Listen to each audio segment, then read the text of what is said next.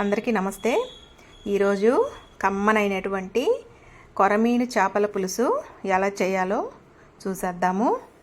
ముందుగా చేపలు తీసేసుకొని నీట్గా ముక్కలుగా కట్ చేపించేసుకొని బాగా వాష్ చేసేసుకొని ఉప్పుతో వాటికి ఉప్పు, కారం, పసుపు వేసేసి ఒక 10-15 నిమిషాలు అలాగే వదిలేసేయండి. వాటిని తర్వాత అలాగే వదిలేసేయండి.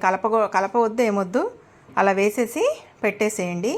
నెక్స్ట్ పోపుకు కావాల్సినవి ఒక ఉల్లిపాయ, 2 పచ్చిమిర్చి, 2 లవంగాలు, కొంచెం చెక్క, తర్వాత దానిలోని ఆవాలు, ఇంకా పోపుకు కావాల్సినవన్నీ వేసేసుకోండి. తర్వాత ఒక పెద్దవైతే 3, చిన్నవైతే 4 టొమాటోలు చిన్న చిన్న ముక్కలుగా కట్ చేసుకొని పోపులో వేసేసుకోండి.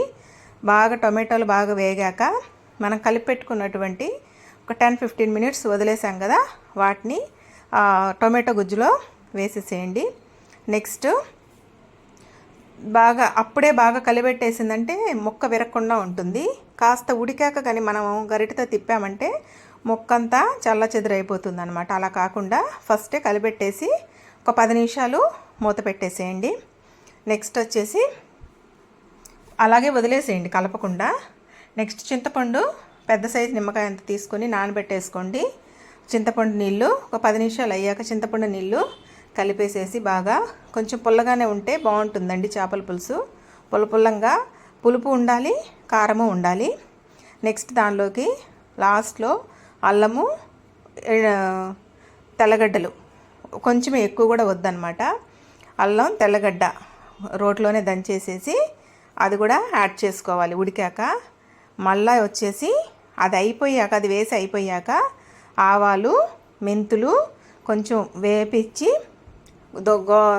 దోరగా అట్లా వేసేసి దాన్ని కూడా పొడిలాగా చేసేసుకొని ముందు అల్లం వెల్లుల్లి పేస్టు వేసేసుకోండి. వేసుకొని ముక్కలు విరిగిపోకుండా ఊరికే పైన అట్లా కలిపెట్టేసేయండి అనమాట. లేదు అంటే ఆ దబర్నే ఇలా తీసుకొని షేక్ చేసినట్టు అనండి అనమాట, గరిటతో కాకుండా. అది ఉత్తమమైన పని. అలా చేసుకున్నాక ఈ మెంతుల పౌడర్ కూడా యాడ్ చేసేసుకోండి. దంచి పెట్టుకున్నటువంటి పౌడర్ చేసుకున్నటువంటి మెంతి పౌడర్ కూడా పైన చల్లేసుకోండి. నెక్స్ట్ వచ్చేసి అంతా ఉప్పు, కారం సరిపోయిందా లేదా అని ఒకసారి టేస్ట్ చూసేసుకొని ఉప్పు, కారం సరిపోకపోతే ఇప్పుడే వేసేసుకోండి. తర్వాత అంతేనండి, కొత్తిమీర చిన్న చిన్న ముక్కలుగా కట్ చేసుకొని గార్నిష్ చేసేసుకొని ఒక 5 or 6 మినిట్స్ ఈ పౌడర్ వేసాక ఒక 5 నిమిషాల కన్నా లోపే మనం దించేసుకోవడం బెటర్ అనమాట. స్టవ్ ఆఫ్ చేసేసుకుంటే కమ్మనైనటువంటి కొరమీను చేపల పులుసు, సూపర్ టేస్టీ చేపల పులుసు రెడీ. అంతే అండి. బాయ్ అండి.